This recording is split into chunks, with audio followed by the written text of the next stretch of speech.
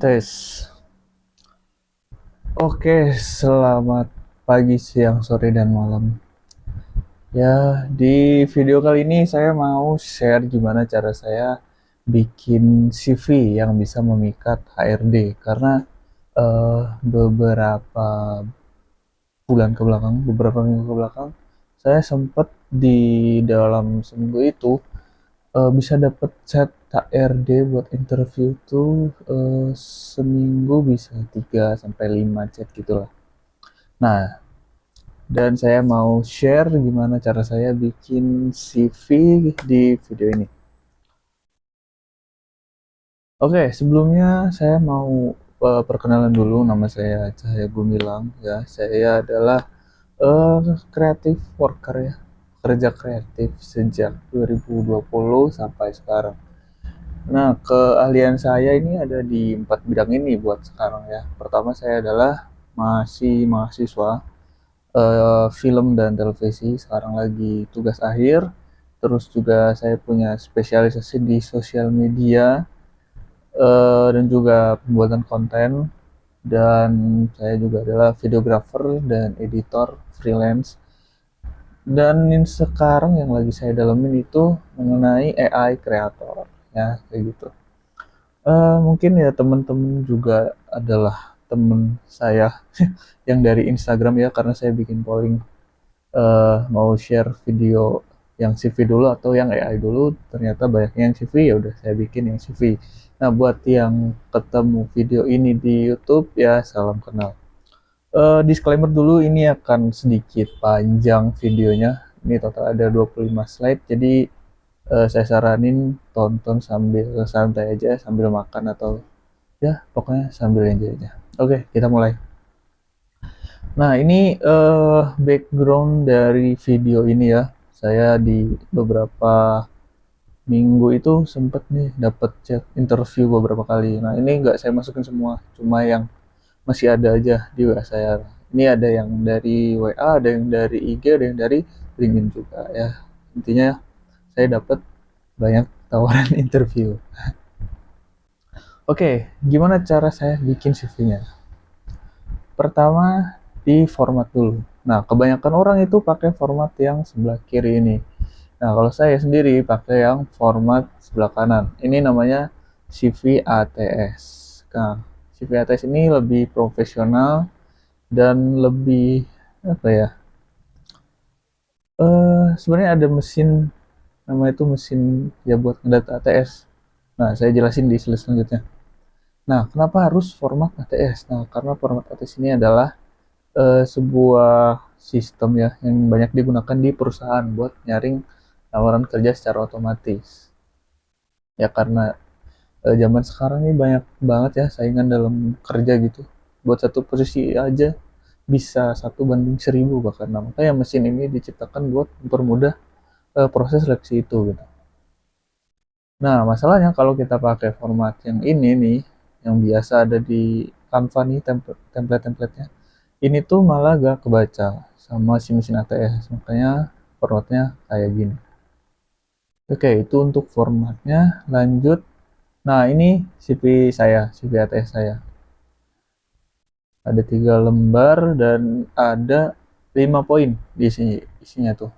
Nomor 1 itu dia deskripsi diri, nomor 2-nya kontak, nomor 3-nya pendidikan, nomor 4 pengalaman kerja, nomor 5 skill. Oke, kita bakal breakdown satu persatu poin-poin itu. Nah, cara bikin CV atasnya gimana? Nah, pertama di poin deskripsi diri. Nah, di sini kita ngasih tahu diri kita. Kalau saya sih harus minta 4 poin ini. Pertama, kamu siapa, pencapaian kamu apa, kamu punya skill apa, sama seberapa membantu kamu buat perusahaan ini gitu.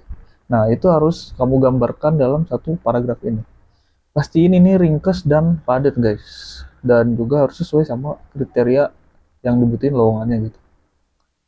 Nah, ini bisa berubah-ubah sesuai kamu mau submit CV-nya kemana gitu. Ini contoh punya saya, pertama Cahaya Gumilang, terus ini job desk ya, apa ya, ya itulah pokoknya role-nya lah, sosial media spesialis. Nah, di sini saya jelasin social media specialist dan content creator dengan pengalaman kerja sejak akhir 2023, fokus di industri kreatif dan film, berpengalaman merancang strategi konten lintas platform, membangun komunitas digital, serta mengubah citra brand menjadi lebih profesional dan relevan dengan tujuan bisnis. Nah, itu kayak pencapaiannya. Terus mahir membaca tren, memahami algoritma sosial media, serta terbiasa menggunakan tools AI untuk efisiensi kerja tim. Memimpin tim media sosial dan sukses meningkatkan performa brand secara signifikan dalam waktu singkat. Nah, jadi itu eh, saya rasa udah solid sih deskripsi diri saya. Nah, tipsnya tuh kalau teman-teman kesusahan bikin deskripsi dirinya bisa pakai chat GPT aja. Nah, kalau butuh pro-nya nanti saya kasih. Oke, itu buat deskripsi diri. Selanjutnya di kontak. Ya, kalau kontak ya udah tinggal diisi aja. Ada WhatsApp, Instagram, email, LinkedIn, portofolio, sama domisili. Nah, ini yang paling penting tuh jadi di sosmednya, guys. Khususnya Instagram. Nah, karena Instagram itu HRD akan cek gitu, apakah kita aktif atau enggak. Kalau aktif jadi poin plus. Nah, nanti di slide selanjutnya akan saya bahas juga. Nah, di sini juga ada LinkedIn. Nah, kalau kalian punya LinkedIn itu juga jadi nilai plus. Terus portofolio juga jadi eh, pertimbangan sih, kamu bakal diterima atau enggak. Mungkin di video selanjutnya kita bahas cara bikin portofolionya. Domisili, ya udah kamu sekarang tinggal di mana. Udah. Intinya yang tadi saya bilang sosmed akan dicek, LinkedIn jadi nilai plus, sama portofolio juga jadi nilai plus. Nah, ketiga pendidikan. Di pendidikan ini kebanyakan orang masukin dari dia SD, bahkan ada yang PTK gitu. Nah, itu gak usah guys. Cukup masukin pendidikan terakhir aja atau yang sekiranya relevan. Misalkan kamu SMP-nya media, nah masukin dari SMP. Terus kalau di CV-nya saya ini, karena saya mau submit ke sosial media ya, sosial media spesialis. Di sini saya masukin SMK saya gitu, waktu saya SMK saya. Saya masukin SMK. Nah, di sini saya kasih tahu kalau saya lulusan SMK jurusan seni broadcasting. Nah, habis itu jangan selesai di jurusan aja. Kebanyakan tuh selesai di jurusan sama tahun. Tapi kasih tahu kalian selama belajar itu ngapain aja. Contohnya kalau yang saya selama di SMK ini saya membuat program TV, membuat film dokumenter, membuat film pendek. Terus yang sekarang saya lagi kuliah. Nah, ini dikasih tahu saya kasih tahu sedang tugas akhir. Karena kebanyakan perusahaan itu gak nerima mahasiswa yang masih kuliah, kecuali yang tugas akhir. Jadi ini penting banget dicantumin. Terus ya udah di sini dijabarin lagi. Kamu selama kuliah ngapain aja gitu. Kan mempelajari film pendek, manajemen proyek, penyutradaraan dan lain-lain gitu. Intinya di sini nggak usah masukin dari SD, masukin yang relevan aja sama lowongannya. Bisa dari SMK biasanya, SMA lah, SMA kuliah gitu. Terus di sini misalkan kalian pernah ikut lomba dan juara juga dimasukin aja prestasinya. Oke, poin keempat di pengalaman kerja. Kalau pengalaman kerja di sini saya masukin yang relevan aja sih. Ada 3 poin yang saya highlight. Pertama harus masukin yang relevan dengan posisi yang dilamar ya pastinya. Terus beritahu apa yang kamu lakuin selama kerja itu. Beritahu juga ada tantangan dan apa yang berhasil kamu capai selama kerja. Contoh di aku ini aku sempat di social media spesialis dan content creator selama 1 tahun. Nah, di sini tantangannya adalah saya harus merubah rebranding perusahaan dari perusahaan yang nggak profesional dalam tanda kutip jadi lebih profesional kesannya gitu. Nah, di situ juga saya harus naikin followers. Dimana kalau kita ganti rebranding otomatis si engagementnya tuh turun. Nah, tapi di sini saya berhasil naikin followersnya dari 34 ke 47 ribu dalam 3 bulan. Nah, itu akan jadi eh apa ya, bikin HRD oh oke nih gitu, kayak gitu lah. Terus kalau kalian belum punya pengalaman kerja bisa masukin volunteer misalkan atau freelance. Nih aku kan Dari 2020 ini banyaknya freelance. Udah aku kasih tahu aja project yang aku bikin dari 2020. Terus kalau yang volunteer ya sama sih. Kamu di situ jadi apa terus ngapain aja. Di sini aku di JAF ya. eh, Jogja Asian Film Festival. Saya sebagai asisten dokumentasi director. Saya kasih tahu kerjaan saya ngapain aja. Manajemen tim, manajemen file, manajemen schedule, ngambil gambar dengan sinematik. Nah, ini masih berkesinambungan dengan posisi yang saya lamar saat itu, sosial media spesialis. Nah, itu untuk pengalaman kerja. Lanjut, poin kelima ada skill. Skill ini kebagi tiga, ada hard skill, soft skill, sama software skill. Nah, yang banyak orang luput itu yang soft skill. Nah, padahal soft skill ini jadi salah satu pertimbangan dari HRD gitu. Nah, kalau hard skill ya simpelnya pekerjaan yang biasa kamu lakuin, yang bisa kita lakuin langsung gitu. Kayak desain grafik, yang aku bisa ngedesain, copywriting, video editing, terus videografi, community management, brand positioning, dan rebranding. Ya ini sesuai dengan pencapaianku sebelumnya. Terus kalau di soft skillnya ada leadership, team management, kreativitas dan problem solving, komunikasi efektif, nah itu juga growth mindset, nah gitu-gitu.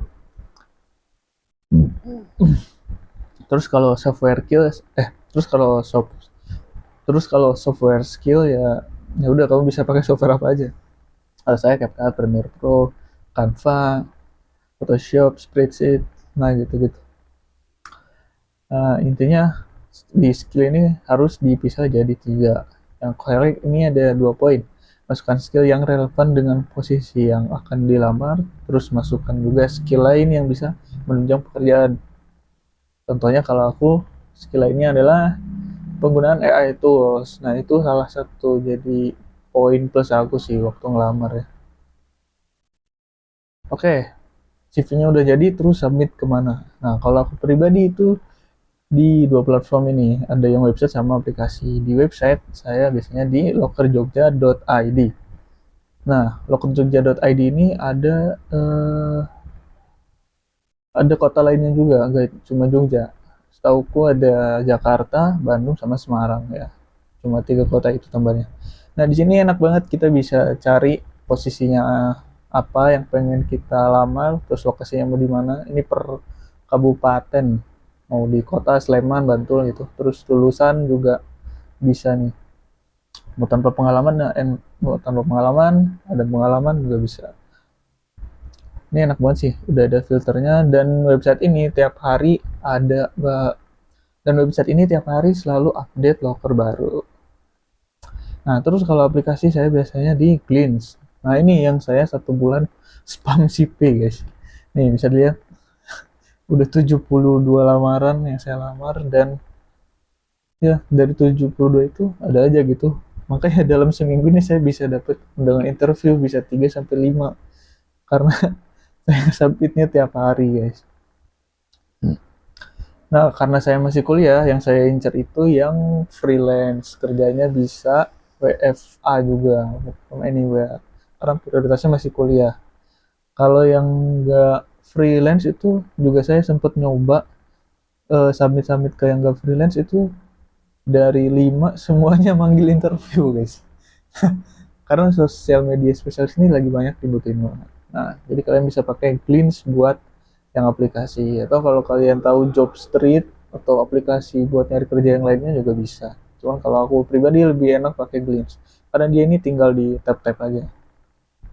Oke, selain website dan aplikasi itu saya juga punya saya juga ngaktifin jalan lainnya yaitu dari sosial media, terutama Threads. Ya, ini saya kejadiannya lagi iseng dan tiba-tiba dapat klien, guys. Nah, di trade ini kalau kalian belum tahu, banyak business owner. Nah, banyak owner bisnis yang main trade. Nah, jadi ketika kalian kayak gini nih, misalkan aku contoh di kasusku, ada gak ya business owner yang butuh jasa social media manager buat bisnisnya, saya ready bantu karena lagi bangun porto.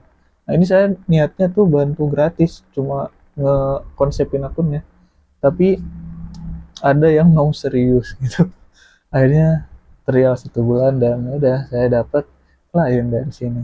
Nah, nah itu thread selanjutnya di LinkedIn. Nah, LinkedIn juga penting. Kalian harus aktifin. Eh, Sesimpel kalian rapihin aja profilnya. Karena di CV juga kan tadi perlu dicantumin menjadi nilai plus. Nah, kalau saya kadang-kadang nge-mirror konten-konten IG ke eh, LinkedIn ini, khususnya yang AI.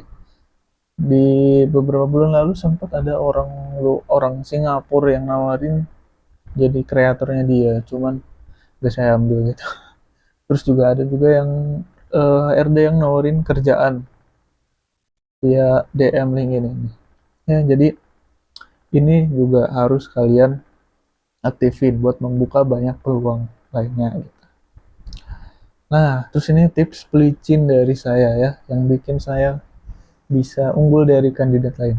Itu Instagramnya diaktifin guys, mulai personal branding. Serius, ini Instagram kalian jangan dianggurin ya, jangan sok misterius lah. Mulai aja konten, kalian bisa ya kasih tahu kamu punya skill apa yang ditunjukin gitu, atau kamu baru selesai project nih, ya udah upload di IG, terus ceritain proses kamu bikin project itu gimana, suka dukanya, ya udah dikasih tahu aja di IG tuh, di upload guys, biar HRD pas ngecek, oh dia pernah ngerjain ini, oke oke. Nah, setelah dia background check di IG, ya udah, ketika dia udah trust, udah kamu pasti diundang interview guys. Nah, intinya di sini kamu kasih tahu aja apa yang kamu lakuin, udah. Nah, jadi kesimpulannya, kalau aku pakai format CV ATS, terus isian CV harus jelas dan relevan dengan lowongan. Sabin CV bisa ke web aplikasi, bahkan sosmed juga bisa membuka peluang. Terus aktifin Instagram, mulai personal branding. Nah, dan ini teman-teman, saya punya produk digital, yaitu yang template CV ATS ini saya udah buat jadi produk digital. Kalau kalian mau bisa cek link ini di bio saya, atau juga ada saya cantumin eh, link produk ini di deskripsi video ini. Di sini kalian kalau mau tinggal traktir saja saya kopi ya guys, cuma 10.000. Oke, paling gitu aja buat video kali ini. Terima kasih.